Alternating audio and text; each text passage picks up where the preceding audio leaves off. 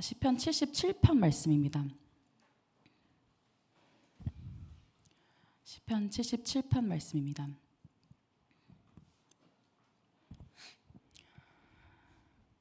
네, 제가 읽도록 하겠습니다. 하나님의 말씀을 들으십시오. 내가 내 음성으로 하나님께 부르짖으리니 내 음성으로 하나님께 부르짖으면 내게 귀를 기울이시리로다. 나의 환난 날에 내가 주를 찾았으며 밤에는 내 손을 들고 거두지 아니하였나니 내 영혼이 위로받기를 거절하였도다. 내가 하나님을 기억하고 불안하여 근심하니 내 심령이 상하도다. 주께서 내가 눈을 붙이지 못하게 하시니 내가 괴로워 말할 수 없나이다. 내가 옛날 곧 지나간 세월을 생각하여 싸우며 밤에 부른 노래를 내가 기억하여 내 심령으로 내가 내 마음으로 간구하기를 주께서 영원히 버리실까? 다시는 은혜를 베풀지 아니하실까? 그의 인자하심은 영원히 끝났는가? 그의 약속하심도 영구히 패하였는가? 하나님이 그가 베푸실 은혜를 잊으셨는가? 노하심으로 그가 베푸실 긍휼을 그치셨는가 하였나이다. 또 내가 말하기를 이는 나의 잘못이라. 지존자의 오른손의 해 곧 여호와의 일들을 기억하며 주께서 옛적에 행하신 기이한 일을 기억하리이다. 또 주의 모든 일을 작은 소리로 읊조리며 주의 행사를 낮은 소리로 되뇌이리이다. 하나님이여 주의 도는 극히 거룩하시오니 하나님과 같이 위대하신 신이 누구오이니까. 주는 기이한 일을 행하신 하나님이시라. 민족들 중에 주의 능력을 알리시고 주의 팔로 주의 백성 곧 야곱과 요셉의 자손을 속량하셨나이다. 하나님이여 물들이 주를 보았나이다. 물들이 주를 보고 두려워하며 기쁨도 진동하였고 구름이 물을 쏟고 궁창이 소리를 내며 주의 화살도 날아갔나이다. 회오리 바람 중에 주의 우레소리가 있으며 번개가 세계를 비추며 땅이 흔들리고 움직였나이다. 주의 길이 바다에 있었고 주의 곧은 길이 큰 물에 있었으나 주의 발자취를 알 수 없었나이다. 주의 백성을 양떼같이 모세와 아론의 손으로 인도하셨나이다. 아멘. 네, 오늘 금요기도에 이제 그 설명하는 카카오톡 채팅을 보셨으면은 아실 텐데요. 오늘 오프닝은 회복 탄력성이라는 것으로 하려고 합니다. 여러분, 회복 탄력성이라는 말이 있습니다. 실패했을 때 좌절하더라도 다시 일어설 수 있는 능력을 말합니다. 눌려도 다시 회복되는 스프링처럼, 던져져도 다시 튀어오르는 고무공처럼 넘어졌다가도 그 넘어진 힘으로 다시 일어날 수 있는 것을 말합니다. 심리학자들은 회복 탄력성이 삶에 있어서 매우 중요한 능력 중 하나라고 말합니다. 이는 실패와 좌절을 도리어 희망과 성장으로 바꾸는 능력이기 때문입니다. 그들은 말합니다. 회복 탄력성이 좋은 사람은 대처 능력과 적응력이 좋고 행복을 더 많이 경험한다고요. 확실히 이것은 인생에 있어서 매우 필요한 속성 중에 하나입니다. 그러나 인생의 어느 시점에는 이것이 완전히 고장난 것처럼 느껴지는 때도 있습니다. 모든 것이 망가져버리고 마음이 산산이 부서져버린 것 같은 때입니다. 회복은커녕 유지도 어려운 것 같은 그런 때가 있죠. 이런 상황을 누군가는 슬럼프라고 표현하기도 할 겁니다. 닥터 슬럼프라는 드라마를 아시는 분이 있을지 모르겠는데요. 미소가 좀 보이네요. 닥터 슬럼프라는 그 드라마에는 슬럼프와 관련한 이런 대사가 있습니다. 불현듯 마음의 균형을 잃은 채 무기력한 삶이 찾아올 때가 있다. 외롭고 지치고 우울한 시간을 보내게 되는 정서적 탈진의 시기, 혹은 누군가가 일부러 망쳐놓기라도 하듯 인생이 뜻대로 되지 않는 그런 시기를 우리는 흔히 슬럼프라 칭한다. 극중 여주인 나만헬의 대사입니다. 이런 상황 중에 있으면 사람은 이런 생각을 하게 됩니다. 나 진짜 회복될 수 있을까? 나 다시 웃을 수 있을까? 나 다시 기뻐할 수 있을까? 나 돌아갈 수 있을까? 라고요. 그리스도인이라고 해서 예외는 아닙니다. 분명히 예배에 나와서 말씀을 듣고 매일은 아니더라도 기도를 하고 그리스도를 믿는 사람들과 삶을 나누고 묵상을 나누며 교제도 합니다. 과거에 하나님과의 뜨거운 만남이 있었고 지금도 그 정도까지는 아니지만 하나님을 믿는 믿음이 내게 있습니다. 그리고 때때로는 매우 작아서 있다고 말하기에도 부끄럽지만 그리스도를 향한 사랑이 우리 안에 있습니다. 그러나 나는 무언가에 갇혀 있는 느낌입니다. 갇혀서 빠져나오지 못할 것 같은 느낌입니다. 몸에 난 상처는 회복이라도 되지 않습니까? 회복이 되리라는 확신이 있습니다. 그런데 영혼에 난 상처는 쉽사리 회복이 되지 않을 것 같은 느낌이 있습니다. 좀처럼 끝이 보이지 않는, 그런 깊고 어두운 터널을 지나는 것 같은 날들이 그리스도인들에게도 찾아옵니다. 오늘 77편의 시인도 바로 그러한 상황 중에 있었던 것으로 보입니다. 그는 이번 주 주일 오전 예배에서도 등장한 아삽이라는 찬양 인도자예요. 그는 성경의 여러 시편을 쓸 만큼 자신의 하나님을 잘 아는 사람이었습니다. 그는 기쁨으로 하나님을 찬양했을 뿐만 아니라 자신이 섬기는 사람들에게도 하나님의 선하심을 전하면서 함께 찬양하자고 그렇게 권했을 사람입니다. 그런데 지금 그는 고통 가운데 있습니다. 본문의 표현을 빌리자면 그는 불안하고 근심하며 심령이 상하는 중에 있습니다. 그는 이렇게 자신의 심정을 토로하고 있습니다. 주께서 영원히 버리실까? 다시는 은혜를 베풀지 아니하실까? 그의 인자하심은 영원히 끝났는가? 그의 약속하심도 영구히 패하였는가라고요. 내 인생의 소망은 더 이상 없는 것인가? 이제 내 인생은 영원히 버려지는 것인가? 내 인생은 상황 종료인가? 라고 그는 소리치고 있는 것입니다. 성도 여러분, 여러분은 어떤가요? 여러분에게 이 일은 알지 못할 어느 미래에 있을 만한 일입니까? 아니면 과거에 있었던 일입니까? 아니면 바로 지금 여러분이 겪고 있는 일입니까? 오늘 우리는 시인의 이 슬픔을 들여다볼 겁니다. 구체적으로는 절망 가운데 그를 더욱더 절망스럽게 하는 것이 무엇인지를 살펴볼 거고요. 그리고 빛이 비추어서 그의 삶의 그 어둠이 거두어지는 과정을 통해서 우리가 우리의 절망을 어떻게 해석할지와 그 절망 속에서 무엇을 해야 할지를 살펴보도록 하겠습니다. 2절에서 4절을 한번 같이 읽어보도록 하겠습니다. 네, 같이 읽도록 하겠습니다. 시작. 나의 환난 날에 내가 주를 찾았으며 밤에는 내 손을 들고 거두지 아니하였나니 내 영혼이 위로받기를 거절하였도다. 내가 하나님을 기억하고 불안하여 근심하니 내 심령이 상하도다. 셀라. 주께서 내가 눈을 붙이지 못하게 하시니 내가 괴로워 말할 수 없나이다. 여러분, 시인은 환난 가운데 있습니다. 그는 그의 고통이 무엇인지 구체적으로 기록하고 있지는 않아요. 그러나 그가 사용한 이 단어는 사방이 포위된 것 같은, 사방으로부터 눌리는 것 같은 그런 고통을 말합니다. 확실한 것은 그의 심령이 상해 있다는 것이죠. 그는 불안과 근심에 시달리고 있습니다. 불면증에 걸린 것 같기도 합니다. 그리고 그는 입을 열어서 찬양을 했던 자인데 이제는 괴로워서 말을 할 수가 없다고 말합니다. 그런데 이러한 고난 중에서 그의 슬픔을 더욱더 배가시키는 것이 있습니다. 그것이 무엇일까요? 첫 번째는 그가 절망 가운데서 하나님을 찾았다라는 사실입니다. 아니, 왜 하나님을 찾았다는 사실이 왜 그의 절망을 더욱더 고조시키는 걸까요? 그것은 그가 다른 것이 아니라 하나님을 찾았기 때문입니다. 그는 충분히 다른 것들을 의지할 수도 있었을 겁니다. 그는 주변 사람들을 의지했을 수도 있었을 겁니다. 사람들에게 자신의 한탄을 말하면서 잠시의 위안을 얻었을 수도 있을 겁니다. 또 포도주 같은 그런 것들에 자신의 몸을 맡겼을 수도 있습니다. 그렇게 해서 잠시나마 현실에 대해서 눈을 감았을 수도 있을 것이죠. 아니, 이미 그가 그렇게 했는지도 모릅니다. 그러나 지금 그는 하나님 앞에 서 있습니다. 그는 하나님께 구하고 있죠.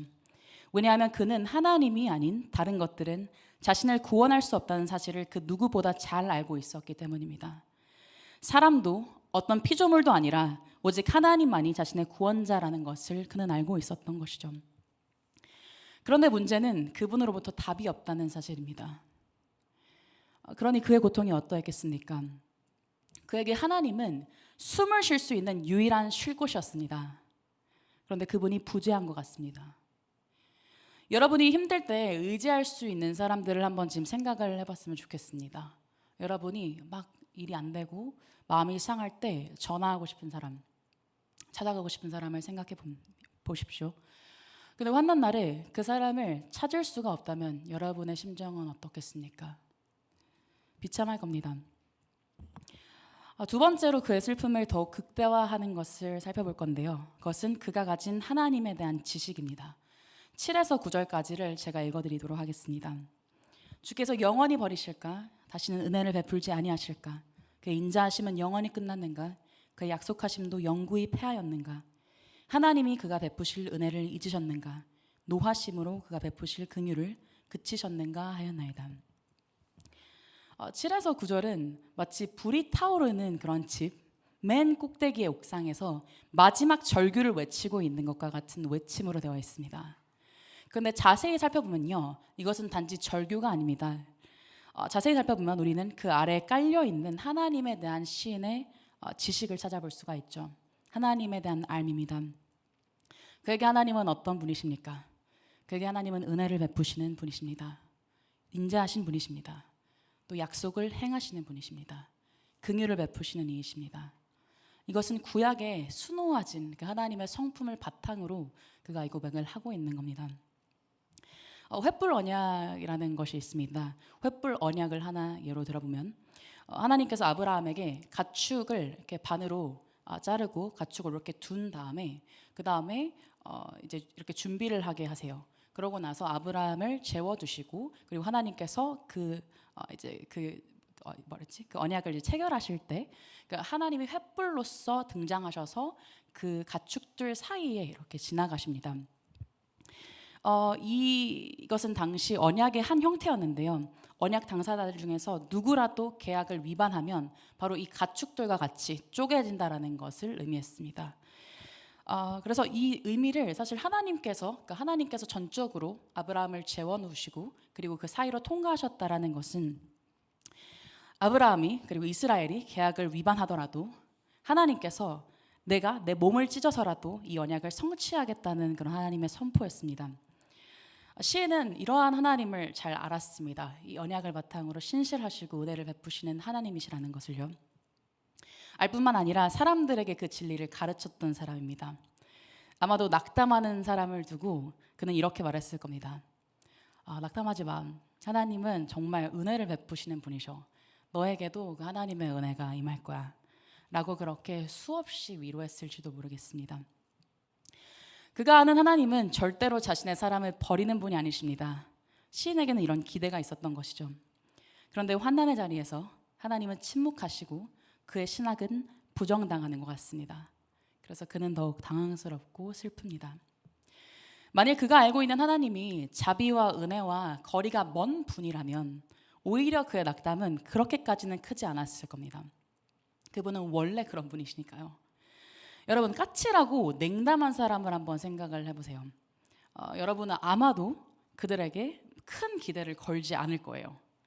그들이 나의 아픔에 공감을 해주거나 나를 안아줄 거라고는 더더욱 기대하지 않을 것이죠. 그런데 참으로 애석하게도 그는 자신의 하나님이 얼마나 좋은 분이신지를 알고 있습니다. 그런데 그분이 냉담한 사람과 그 사람과 다름이 없는 것처럼 느껴지는 시기를 통과하고 있는 것이죠. 마지막으로 무엇보다 그가 고통스러워하는 이유는 그가 가지고 있는 하나님과 함께한 좋은 기억 때문입니다. 혹시 콜드플레이의 노래 중에서 비바 라비다라는 노래를 혹시 아시는 분 계시나요? 네, 되게 좋은 곡이에요. 명곡이에요. 이 노래는 약간 이제 멜로디가 굉장히 이렇게 웅장하고 좀 힘찹니다. 둔둔둔둔 약간 이런 이제 멜로디가 이제 계속 반복이 되는데, 근데 이 힘차고 웅장한 멜로디와 다르게 가사는 정말 애석해요. 이 노래는 폐위된 왕이 전날의 그 영화의 날들을 떠올리면서 하는 고백들로 구성이 되어 있는데요. 이런 가사들이 있습니다. 나는 한때 세계를 지배했지. 내 말 한마디에 바다가 일렁였어. 그런데 이제 나는 아침에 혼자 잠을 자고 한때 내가 소유했던 그 거리를 쓸고 있는 신세야. 나는 아주 잠시 동안 권력을 거머쥐었지만 얼마 되지 않아서 내 사방의 벽이 다 닫혔어. 그리고 곧 나는 나의 성들이 소금과 모래기둥 위에 서 있다는 것을 알게 되었지. 그렇죠. 전날의 영화를 생각하면서 지금의 이 현실을 마주하고 있는 그런 왕의 고백이죠. 여기서 주목할 점은 이것입니다. 그의 슬픔을 극대화시키는 것이 다른 것이 아니라 아이러니하게도 그가 누렸던 영화로운 과거라는 것입니다. 그는 무척이나 슬프고 자조적입니다. 왜냐하면 그는 과거에 모든 것을 가졌어요. 모든 것을 가졌는데 이제는 모든 것을 잃어버렸기 때문입니다. 그는 모든 것들을 누렸었는데 이제는 그 어떤 것도 누릴 수 없기 때문입니다. 그가 가진 좋은 시절에 대한 기억은 이제 그를 찌르는 가시가 되었습니다. 이 사실은 왕이 아니더라도 우리 다 알 수 있는 것입니다. 여러분, 연애를 하고 헤어지면 무엇이 괴롭습니까? 행복했던 시간이 자꾸 떠올라서 괴롭습니다. 그렇죠? 행복했던 그 시간들이 더 고통이 되는 거죠. 이별의 가사들을 보면 꼭 그런 이제 프레이즈가 항상 있어요. 여러분 총 맞은 것처럼 아시죠? 총 맞은 것처럼 가사를 제가 한번 찾아봤는데요. 이런 가사가 있어요. 구멍난 가슴에 우리 추억이 흘러 넘쳐. 잡아보려 해도 가슴을 막아도 손가락 사이로 빠져나가. 구멍난 가슴에 추억이 흘러 넘친대요. 되게 표현이 진짜 시적이죠, 그렇죠? 그러니까 이 추억 때문에 이 백지영이 지은 건가요? 어쨌든 이걸 쓴 사람은 너무나도 괴로웠던 것이죠. 사랑하는 사람을 떠나보내는 일도 마찬가지입니다. 사랑하는 사람들을 떠나보내면 무엇이 가장 괴롭습니까? 함께 했던 그 추억들이 생각나서 괴로운 것이죠. 그리고 시인에게도 하나님과의 추억이 있었습니다. 6절에 그 언급이 있는데요. 모든 것이 잠잠해지는 밤이면 그는 다른 것에 방해받지 않은 채, 밤에는 모든 것들이 다 잠잠해지잖아요. 조용해지잖아요. 그렇죠? 모든 감각을 세워서 하나님과의 교제를 누리곤 했었습니다. 노래를 부르면서요. 그 노래는 분명히 지금 부르는 애가 이 슬픔의 노래와는 대비되는 기쁨의 찬송이었을 겁니다. 그러나 시인은 오히려 이 추억 때문에, 하나님과 함께 했던 시간에 대한 기억 때문에 더더욱 고통스럽습니다. 그는 위로받기조차 거절하고 있습니다. 그는 탄식하고 있습니다. 나 돌아갈 수 있을까? 나 다시 일어설 수 있을까? 다시 웃을 수 있을까? 라고 말하고 있는 것입니다. 여러분, 그런데 여러 시편들이 증언하는 바와 같이 이 본문에도 크나큰 반전이 있습니다. 10절과 11절 한번 봅시다. 제가 읽도록 하겠습니다. 10절과 11절입니다. 또 내가 말하기를 이는 나의 잘못이라 지존자의 오른손의 해 곧 여호와의 일들을 기억하며 주께서 옛적에 행하신 기이한 일을 기억하리이다. 여러분, 상반부와 다르게 하반부에는 분위기의 반전이 이루어집니다. 여러 가지 변화 중에서 특징적인 것은 여러분이 호로록 한번 보면요, 주어의 변화가 있습니다. 앞서 시인의 기도는 앞부분은요, 나로 가득 차 있었습니다. 나는, 내 무엇은. 그런데 뒷부분에서 그의 기도의 주어는요, 하나님과 관련된 것으로 가득 차고 있습니다. 확실히 그는 고난 가운데 우리도 늘 그렇듯이 자기 연민 속에 빠져 있었던 것 같습니다. 내가 너무 불쌍한 것이죠. 내가 당한 일들, 내가 겪고 있는 일들을 계속해서 되뇌이고 있는 것이죠. 거기에 빠져 있는 것입니다. 거기에 정말 집어 삼켜진 것입니다. 그러나 이제 그는 눈을 들어서 자신이 아닌 하나님을 보고 있는 것입니다. 그렇다면 여러분, 무엇이 그를 변화되게 했을까요? 무엇이 변화를 이루었을까요? 오늘 말씀을 읽어본 분들 중 누군가는 아마 이렇게 생각할지도 모르겠습니다. 뭐 또 하나님을 또 기억하라는 그런 말씀인가 보다. 하나님을 기억하라고, 하나님의 이전 날을 좀 기억하라고, 그런 설교인가 보다라고 생각할지도 모릅니다. 네, 맞습니다. 그러니까 시인은 기억을 하고 있습니다. 그리고 기억을 하는 일은 환난 날에 우리에게 굉장히 큰 도움이 됩니다. 그런데 오늘 나누고자 하는 것은 단순히 내 삶에 있던 하나님의 일하심을 기억하자라는 그런 이야기가 아닙니다. 애초에 시인은 옛날 자신에게 있던 자기의 일들을 회상하고 있지도 않습니다. 그는 이스라엘의 역사라는 먼 옛날에 있던 어떤 대담론을 가져오죠. 그것을 끌어오는 것입니다. 그리고 여기에는 강력한 하나의 메시지가 선포되고 있죠. 본문을 자세히 보면 우리는 하반부에서 시인이 주목하고 있는 하나님의 성품이 무엇인지를 볼 수 있습니다. 그것이 무엇인가요? 그것은 거룩입니다. 13절은 이렇게 말합니다.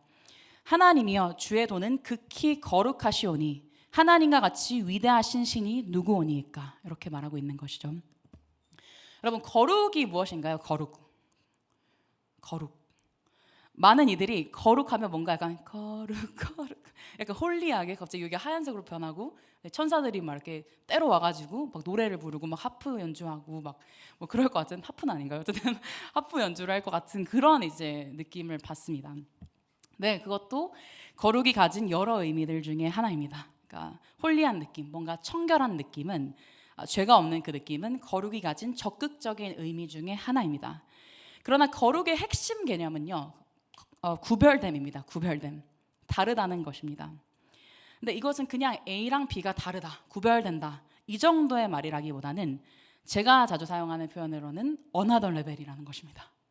레벨이 다른 겁니다. 차원이 다른 것입니다.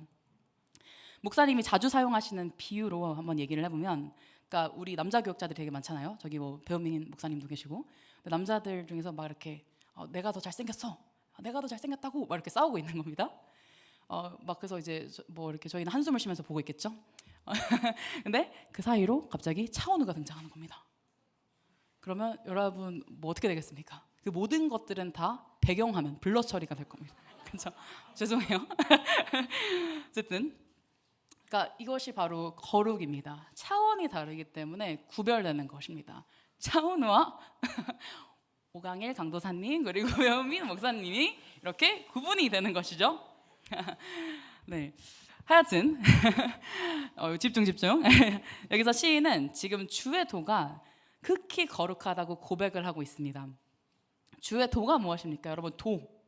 요즘도 한자를 배우는지 모르겠는데 초등학교에서 한자 배우겠죠? 배운대요. 네. 한자의 도가 무슨 도자죠? 길도자입니다. 네, 맞아요. 길도자예요. 영어로 보면 이 도는 way입니다. 길이죠.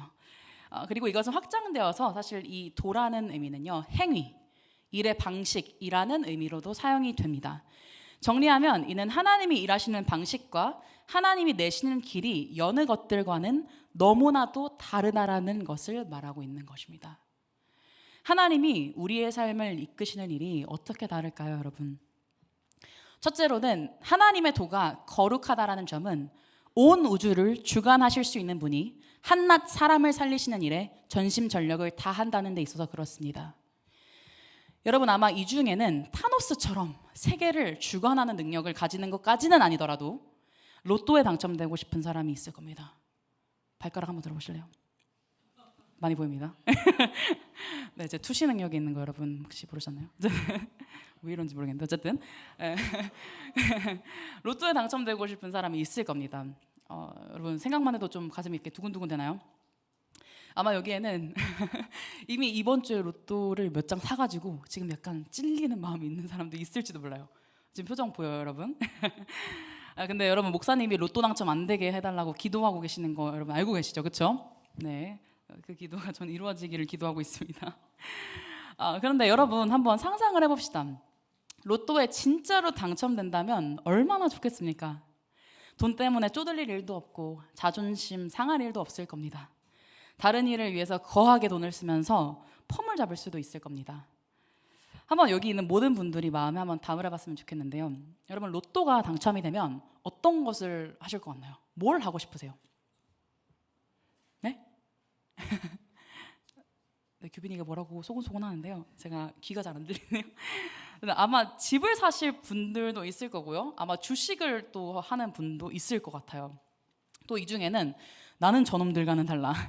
나는 어려운 사람들을 도울 거야 라고 얘기하는 사람도 있을 겁니다. 네, 다 좋습니다. 근데 여러분, 실제로 만약에 우리가 로또에 당첨이 된다면 우리가 예상하는 대로 우리 삶이 정말 흘러갈까요? 저는 대학교를 다닐 때 한 수업에서 로또에 당첨된 사람들이 가장 먼저 뭘 버리는지에 대해서 교수님으로부터 들은 바가 있습니다. 여러분, 뭘 가장 먼저 버릴 것 같으세요? 오, 꽤 답이 나오네요. 네, 참 애석하게도 슬프게도 자신의 배우자를 가장 먼저 버린다고 합니다. 그러니까 모든 것을 할 수 있는 능력을 인간이 가지게 되면 인간은 자신의 것을 지키기 위해서 지극히 방어적이고 자기 중심적이게 되는 것이죠. 그리고 여러분이 종종 들어서 알듯이 많은 이들이 결국 비참한 결과에 도달하게 됩니다. 그러니까 사람들과의 관계를 아예 끊어버리거나 그래서 잠적하거나 아니면 오히려 어마어마한 빚을 지고 빚쟁이로 살아가게 되는 것, 아니면 구속되는 것입니다. 그러니까 그 많은 돈을 가져도 사용할 능력이 없어서 쩔쩔매다가 좋지 않은 끝을 맞이하는 것이 우리 인생인 것이죠. 뭐 우리 지금 이 자리에 있는 우리라고 크게 다를까요? 그런데 시인이 고백하고 있는 하나님의 일하심은 다릅니다. 하나님의 일하심은 거룩합니다. 그는 전능한 힘으로 기이한 일들을 행하시는 분이십니다. 그런데 그는 그 모든 신비하고 대단한 능력을 인간들을 구원하시는 데 사용하십니다. 구름과 물을 주관하고 회오리 바람과 우레소리, 번개를 주관하십니다. 자신의 사람들을 위해서요. 우리는 하나님이 우리를 구원하신다라는 명제에 너무 익숙해져 있습니다. 그래서 이 사실을 너무나도 당연하게 받아들입니다. 그러나 사실 하나님에게는 우리를 구원하실 그 의무가 없으십니다. 아니, 사실 우리를 구원하지 않으셔야 할 이유가 그분에게 훨씬 더 많습니다. 은혜를 갚을 줄도 모르는 자들, 선한 것을 주어도 악으로 갚는 자들을 하나님이 왜 구원하셔야 합니까? 그런데 하나님께서는 기꺼이 그 일을 하십니다. 20절이 말하는 바와 같이 전능자는요, 지팡이를 들고 양떼들을 돌보는 목자를 자처하셨습니다. 전능자가 목자가 되었습니다. 목자가 되기를 택하였습니다. 우리를 사랑하셔서요. 그분의 일은 이처럼 세상과는 다른 것이죠. 거룩합니다. 여러분, 그런데 중요한 것은 지금부터입니다. 그 하나님은 인간을 구원하는 일을 어떤 방식으로 이루어내십니까? 출애굽기 14장을 한번 볼 건데요. 우리는 지겨울 정도로 홍해가 갈라졌다라는 일에 대해서 여러 번 들었을 겁니다. 그렇죠? 홍해가 갈라졌다라는 본문을 출애굽기 14장이거든요. 그래서 우리가 자세히 본 적은 많지 않아도 설교를 통해서나 아니면 교육을 통해서 들었던 적이 참 많을 겁니다. 그러나 한번 우리가 그 일을 직접 경험한 자들의 입장으로 들어가 보았으면 좋겠어요. 여러분, 이스라엘 백성은 애굽에서 고통 중에 노역을 감당하고 있었습니다. 요셉을 알지 못하는 왕이 군림을 해서 막 이스라엘 백성들의 수가 불어나니까 위협을 느끼고 이들을 막 강제 노역을 시켰어요. 그런데 어느 날 갑자기 모세가 뿅 하고 등장을 해서 하나님께서 그들을 애굽으로부터 인도하여 내신다고, 구원해 내신다고 말을 합니다. 어땠을까요? 처음에 그들은 코웃음을 쳤습니다. 무슨 소리야? 라고 했습니다. 그리고 모세 때문에 화가 난 바로가요, 모세가 자꾸 이제 자기 백성들을 빼낸다고 하니까요, 바로가 늘상 이렇게 제공했던 집, 벽돌을 만들려고 제공했던 그 집을요, 이제는 알아서 만들라고 말합니다. 화가 나서요. 그러니까 업무량이 늘었습니다. 여러분, 업무량이 늘으면 어때요? 화가 나죠. 갑자기 옆에 사람이 퇴직을 했어요. 갑자기 은퇴를 해버렸어요. 사직서를 날려버렸어요. 그러면 화가 납니다. 그렇죠? 그러니까 업무량이 늘어서 이렇게 이스라엘 백성들은 굉장히 모세에게 화가 나 있었을 겁니다. 그런데 갑자기 시간이 지나고 재앙이 시작되는 겁니다. 재앙이 한 가지도 아니에요. 10가지나 있다는 것을 그들은 보아야 했습니다. 그들이 상상이나 할 수 있었을까요? 하나님이 10가지 재앙을 행하실 때 이스라엘 백성들의 심정은 어땠을까요? 그들은 애굽 땅 가운데 고센 땅이라는 곳에 구별되어 있었어요. 그리고 재앙들은 모두 고센 땅만을 피해 갔습니다. 그러니까 재앙의 소식을 들었을 때 그들이 어땠을까요? 그들은 정말 두려웠을 겁니다. 그러나 한편으로는 굉장히 뿌듯했을 겁니다. 하나님이 정말 우리를 구원하시는구나 라고 생각했을 겁니다. 가슴이 정말 웅장해져 있을지도 모릅니다. 이제 정말 하나님이 일하시려나 보다라고 확신을 했을 것이죠. 그리고 10가지 재앙이 끝나자마자 바로가 허락을 합니다. 나가라고 허락을 합니다. 그래서 그들은 하나님의 명령에 따라서 애굽을 나가서 홍해 바다 앞에 장막을 칩니다. 그런데 갑자기 애굽 병사들이 쫓아오는 거예요. 바로가 마음을 바꿨거든요. 당황했을 겁니다. 눈을 비비고 다시 봤을 거예요. 그런데 정말 그들이 쫓아오고 있는 거예요. 어떡합니까? 눈앞에는 병사들이 있습니다. 뒤를 돌아보면 바다가 있습니다. 망했습니다. 옆으로 칠 시간도 없습니다. 출애굽기 14장이 말하고 있는 것처럼 이들은 두려움에 사로잡혔어요. 14장 10절은 그들이 여호와께 부르짖었다라고 말하고 있는데요, 이 부르짖음은 믿음의 부르짖음이었을까요? 아닐 가능성이 큽니다. 왜냐하면 그들이 곧장 모세를 향해서 원망을 쏟아내고 있는 것을 볼 때 우리는 사실은 그 부르짖음이 그러니까 믿음의 부르짖음이라기보다는 원망의 부르짖음이라는 것을 알 수 있죠. 눈에 보이지 않는 하나님을 향해서 소리를 지르다가 눈에 보이지 않는 하나님으로부터 답이 없으니까 모세에게, 눈에 보이는 모세의 멱살을 잡고 너 지금 뭐 하고 있는 거야? 라고 말을 한 겁니다. 이렇게 어이없게 죽을 바엔 차라리 평생 애굽의 종으로 사는 게 나았어라고 소리치고 있는 것이죠. 그리고 이 모든 상황이 진행되고 있는 가운데 모세가 이런 말을 합니다. 가만히 있으라고요. 여러분, 모세는 왜 가만히 있으라고 했을까요? 여러분이 어떤 상황에서 가만히 있으라는 말을 하나요? 가만히 있지 않을 때 가만히 있으라고 하죠. 그러니까 이스라엘 백성들이 가만히 있지 않았기 때문에 가만히 있으라고 했던 겁니다. 그들이 왜 가만히 있지 않았을까요? 뭐라도 하지 않으면 죽는다는 생각에 불안해서 발을 동동 굴리면서 욕을 하면서 막 어쩔 줄을 모르고 있었던 겁니다. 하나님이 어디 있어? 하나님이 우리를 버리신 거야. 하나님의 약속 따윈 성취될 수 없어. 라고 그들은 계속해서 부르짖으면서 안절부절 못하고 있었을 겁니다. 여러분, 이스라엘 백성은 하나님이 방금 얼마 전에 10가지 재앙을 일으키시는 것을, 그 놀라운 일을 두 눈으로 목격했습니다. 하나도 아니고요, 10개를 보았어요. 이런 기적을 본 자들이라면 믿음이 충만해야 하지 않겠어요? 그렇죠? 우리도 때때로는 하나님을 믿는 믿음을 위해서 기적을 구하곤 하잖아요. 그렇죠? 뭔가 하늘에서 뚝 떨어지거나 기도 중에 갑자기 앞에 환상이 보이거나 그런 것들을 마음속으로 내심 기대했던 기억이 있을 겁니다. 근데 이들은 10가지 재앙을 보았습니다. 근데 이들은 충만했어야 할 것 같은데 사방이 막힌 것 같은 상황에 도달하자 하늘 향해서 삿대질을 하면서 원망을 쏟아내기 시작한 것입니다. 여러분, 왜 이렇게 그들은 가만히 있지 못하고 불안했을까요? 왜냐하면요, 이들은 바다에 길이 있을 것이라고는 꿈에도 상상하지 못했기 때문입니다. 그들에게 이 현실은 그저 상황 종료였을 뿐이기 때문입니다. 그러나 여러분, 인간에게 있어서 상황 종료는 하나님에게 있어서 구원의 시작에 불과했습니다. 본문 77편 19절을 한번 읽어봅시다. 같이 읽도록 하겠습니다. 19절입니다. 시작. 주의 길이 바다에 있었고 주의 곧은 길이 큰 물에 있었으나 주의 발자취를 알 수 없었나이다. 말씀이 증언하고 있는 바와 같이 주의 길은 바다에 있었습니다. 큰 물 안에 있었습니다. 다만 인간이 인지할 수 없었던 것뿐입니다. 하나님의 발자취가 감추어져서 알지 못했던 것입니다. 바로는 바다 앞에 장막을 친 이스라엘 백성들을 두고요, 말씀을 보면요, 바로가 이렇게 말합니다. 그들이 지금 광야에 갇혀 있구나 라고 비아냥댑니다. 그러니까 도망을 갔는데 바다 앞으로 도망을 간 거잖아요. 그러니까 얼마나 어리석어 보였겠습니까? 그래서 광야라고 말한 것이죠. 광야에 갇혀 있다. 그런데 그곳은 생명이 없는 죽음뿐인 광야가 아니었습니다. 하나님이 함께 하셨기 때문에 생명이 흘러넘치는 땅이었죠. 홍해가 열리기 직전까지 하나님의 개입은 느껴지지 않았습니다. 그러나 그렇다고 해서 하나님이 개입하지 않으신 것이 아니었습니다. 하나님에게는 다 계획이 있었던 것이죠. 그분은 이스라엘의 걸음에 앞서 그 길을 만드셨고 먼저 그 길을 걸어가셨습니다. 그리고 그것이 바로 시인이 과거의 그 대담론 속에서 발견한 바입니다. 시인은요, 지금 하나님이 행하신 거대 담론의 이야기를 묵상하고 중얼거리면서 그분의 이야기 안에서 자신의 이야기를 발견하고 있는 것입니다.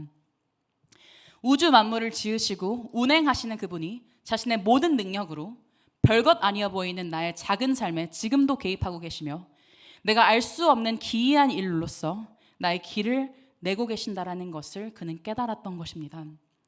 그러므로 가장 무감각하고 가장 낙담하여서 돌아갈 수 없는 것 같은 그 순간이야말로 도리어 하나님의 거룩한 일하심을 가장 잘 기대할 수 있는 시간이라는 것을 그는 알아차렸던 것이죠. 여러분, 제 나이 20살 때 제가 자주 하는 간증인데요, 하나님께서 제 삶에 찾아오셔서 하나님의 영광을 보여주셨습니다. 그 영광에 사로잡힌 저는요, 하나님의 말씀을 정말 사랑하게 됐어요. 원래는 말씀을 거들떠보도 보지 않았거든요. 근데 하나님의 말씀을 정말 사랑하게 됐어요. 그리고 사람들을 모아서 말씀을 가르치기 시작했습니다. 말씀을 잘 알지도 못하면서요. 이전에 다녔던 남서울교회 청년부에서 매년 1년 단위의 말씀 모임을 만들었습니다. 말씀을 가르치고 나누고 공동체를 이뤘습니다. 그리고 시간이 지나서 처음으로 직장 생활을 하게 되었을 쯤에 저는 성경 덕후라는 또 다른 모임을 만들었어요. 하나님을 만난 자들이야말로 참된 성경 덕후잖아요. 성덕해서 하나님을 만난 자들이야말로 성덕이다라는 그런 이제 고백을 담은 그런 모임이었죠. 그 모임은 하나님이 보시기에 굉장히 특별했던 것 같습니다. 하나님께서는 오직 하나님의 기뻐하시는 뜻과 능력으로 그 모임에 작은 부흥을 주셨고 많은 지체들이 동시다발적으로 말씀을 사무치게 사랑하는 자들로 변화되었습니다. 3년간 진행되었던 그 모임은 놀랍고도 아름다운 열매를 냈습니다. 그리고 그 모임이 계기가 되어서 저는 신대원에 가게 되었고요. 또 시간교회에서 전도사로 사역을 하게 되었습니다. 신대원에 입학하고 사역을 하게 되었을 때 저의 마음에는 정말 가슴 벅찬 그런 행복이 있었어요.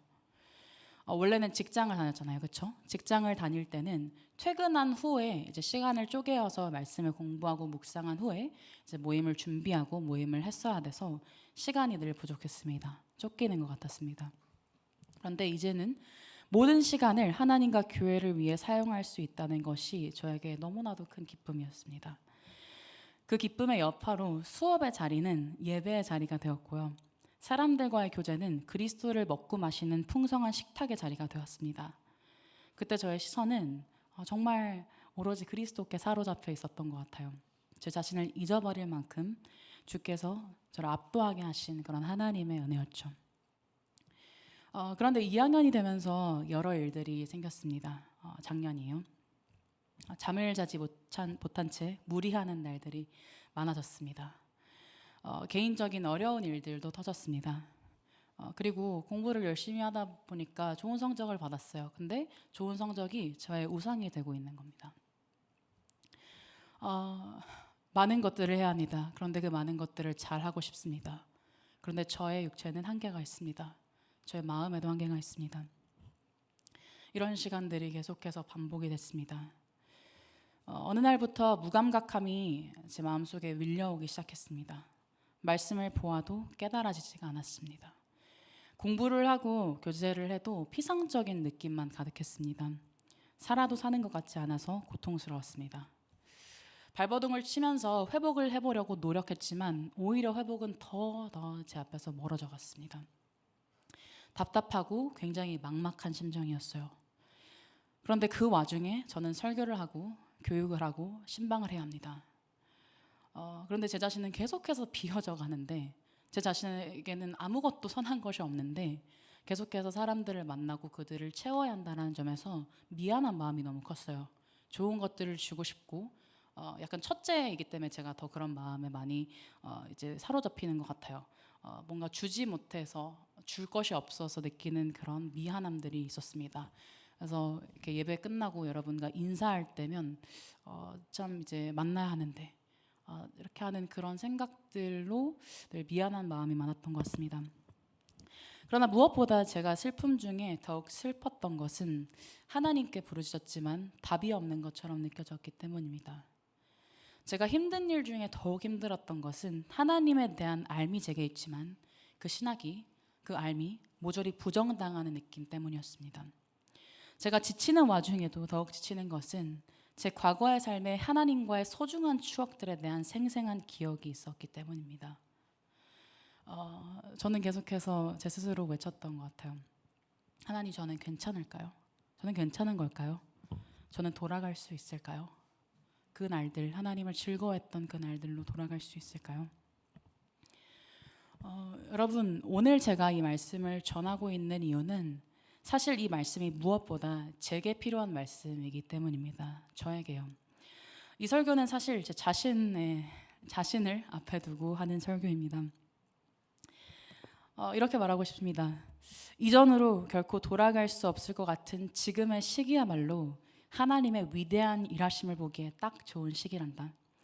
믿음의 눈으로 보면 그 길이 보인단다. 하나님의 자비와 선하심은 영원하단다. 라고 저는 저의 새 자아가 옛 자아에게 선포하고 있는 것입니다.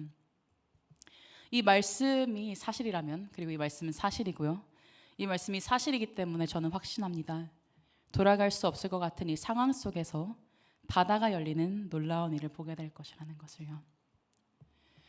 여러분, 이것은 여러분에게도 주시는 하나님의 위로일 줄 믿습니다. 지금 당장이 아니더라도 다가올 환난 날에 성령께서 기억하게 하시는 말씀이 되었으면 좋겠습니다. 여러분, 간단한 적용을 나누고 마치려고 하는데요. 여러분, 가장 먼저는 쉬운 위로에 여러분이 응하지 않았으면 좋겠습니다. 시인은 이렇게 말합니다. 내 영혼이 위로받기를 거절한다고 말합니다. 이는 도무지 위로되지 않는 그의 마음을 표현하는 그런 절임과 동시에 하나님의 위로받기는 내가 기다리지 않는다라는 선포이기도 합니다. 그게 정말 절실한 마음, 하나님을 기다리는 그 절실함을 표현한 절인 것이죠. 여러분, 절망 중에요, 그리고 무감각함이 밀려오는 그날에 슬픔으로 더 큰 슬픔으로 나아갈 수 없을 것 같은 그 날들에요, 우리는 쉬운 위로에 응하기가 참 쉽습니다. 하나님을 찾기보다, 하나님께 기도하기보다 사람들을 찾고 사람들에게 기도해야 할 능도를 계속해서 아뢰지만 하나님에게 이야기하지 않고, 그리고 당장의 불안을, 내 안에서 일어나는 그 불안을 잠재워 줄 수 있는 쉬운 것들을 찾기 참 쉽습니다. 그러나 여러분, 이런 쉬운 위로들은요, 우리에게 참된 위로가 되지 못합니다. 그 위로들이 여러분을 위로하는 것 같아 보여도 여러분은 얼마 되지 않아서 공허한 느낌에 시달릴 겁니다. 그러므로 여러분, 하나님의 일하심을 기대하면서 버티십시오. 하나님은 결코 여러분을 실망 가운데 내버려 두지 않으실 겁니다. 홍해 사건이 어떤 때에 일어났는지 여러분 기억하십시오. 이스라엘 백성들의 심정을 기억하십시오. 그리고 모세의 말, 가만히 있으라는 그 말에 우리가 순종하여서 버티기를 잘 했으면 좋겠습니다. 두 번째는 하나님이 여러분을 여전히 돌보고 인도하신다라고 하는 그 사인에 주목하는 것입니다. 그 상징에 주목하는 것입니다. 19에서 20절을 제가 읽도록 하겠습니다. 주의 길이 바다에 있었고 주의 곧은 길이 큰 물에 있었으나 주의 발자취를 알 수 없었나이다. 주의 백성을 양떼같이 모세와 아론의 손으로 인도하셨나이다. 여러분, 하나님의 발자취는 눈에 보이지 않습니다. 우리는 그것을 믿음으로 바라볼 뿐이죠. 그러나 하나님은 우리를 그냥 마냥 알아서 혼자 두면 잘 할 수 있는 그런 자로 바라보지 않으시고 혼자 다 하는 그런 자리에 내버려 두지 않으십니다. 친히 하나님의 인도하심을 상징하는 것들을 우리 옆에 두시죠. 그것이 무엇입니까? 20절에는 이렇게 말합니다. 모세와 아론의 손이라고요. 그렇죠? 이스라엘 백성들에게 모세와 아론의 손이요, 하나님이 여전히 인도하신다라는 하나의 상징이 되었던 것입니다. 여러분, 우리에게도 지금 그런 은혜의 방편들이 참 많습니다. 무엇이 있나요? 우리에게는 오늘도, 그리고 내일도, 앞으로도 붙들 수 있는 말씀이 있고요. 그리고 앞으로 매주 설교를 해줄 수 있는 설교자들이 있습니다. 저희 교역자들이 있습니다. 제가 되게 사랑하고 참 존경하는 교역자들이 있습니다. 그리고 그리스도의 살과 피를 먹고 마시는 성찬이 우리에게 있습니다. 여러분, 이것들을 피하지 말고 여러분 정말 누리십시오. 하나님께서 여러분에게 손을 뻗고 계신 겁니다. 정말 그 하나님의 도우심을 그 자리 가운데서 누리셨으면 좋겠습니다. 여러분, 무엇보다 마지막으로 여러분에게 살 길이 있다라는 것을 잊지 마십시오. 그 길은 무엇입니까? 그 길은 예수 그리스도이십니다. 그리스도는요, 사실 항상 우리의 이해와 인지를 뛰어넘는 방식으로 우리 삶에 찾아오십니다. 여러분, 많은 사람들이 예수님이 예루살렘으로 입성하실 때 호산나 찬송하리로다 주의 이름으로 오시는 이여라고 외쳤습니다. 근데 여러분, 그 사람들이 기대했던 예수는 누구입니까? 그들이 기대했던 존재는요, 자신들을 압제하는 로마를 물리치고 영원한 유대 왕국을 이루어줄 한 영웅이었습니다. 메시아였습니다. 그러나 예수님은 그들의 이해의 틀 안에 있기를 거부하셨습니다. 예수님은 보란 듯이 메시아는 죽지 않는다라는 그 통념을 깨부수고 십자가에서 죽으셨습니다. 정말 죽으셨습니다. 그리고 사람들은 놀랐습니다. 그때 그를 따르던 제자들은 정말 낙담하면서 억울해하기도 했었어요. 여러분, 엠마오로 향하는 제자들이 이제 성경에 나오는데 그들이 왜 엠마오로 가고 있었을까요? 예수님이 죽으신 후에 그들이 엠마오로 가는 거거든요. 왜 엠마오로 갔었을까요? 왜냐하면 예수님이 다시 살아나실 거라는 그 말씀을 믿지 못했기 때문이에요. 예수님은 다시 살아나면 갈릴리에서 만나자라고 하셨습니다. 그런데 그들은 엠마오로 가고 있는 것입니다. 예수님이 죽었다는 확신이 그들 안에 있는 것이죠. 그러나 그들은 여느 인간처럼 예수님이 완전히 죽으셨고 상황이 종료되었다라고 생각했지만 끝이 아니었죠. 그리스도는요, 또다시 죽으면 끝이라는 통념을 깨부수시고요, 거뜬히 부활하시고 승천하셨습니다. 죽음은 그에게 부활로 가기 위한 하나의 통로일 뿐이었기 때문입니다. 사랑하는 여러분, 회복 탄력성에 대한 얘기를 아까 했잖아요. 여러분 중에 회복 탄력성이 고장난 것 같은 사람들이 있습니까? 더 이상은 일어날 수 없을 것 같은 사람들이 있습니까? 돌아갈 수 없을 것 같나요? 근데요, 우리 안에 있는 회복 탄력성이 어떻게 되든 무엇이 문제입니까? 문제가 되지 않습니다. 우리에게는 죽음 가운데서도 벌떡 일어나 부활하신 그리스도가 계시니까요. 그리고 기도 가운데서 우리에게 살라고, 다시 일어날 수 있다고, 다시 돌아갈 수 있다고, 다시 기뻐할 수 있다라고 외치시는 성령님이 계시는데요. 믿기지 않을 수도 있겠지만 이 시간도 하나님이 여러분을 위해서 마련하신 은혜의 시간입니다. 이 시간 우리가 함께 기도하며 정말 우리에게 보이는 그 상황 종료가 하나님의 일하심의 시작일 뿐이라는 것을 믿게 해달라고 같이 기도했으면 좋겠습니다. 네, 우리 같이 찬양 하나 하고 같이 기도하도록 하겠습니다.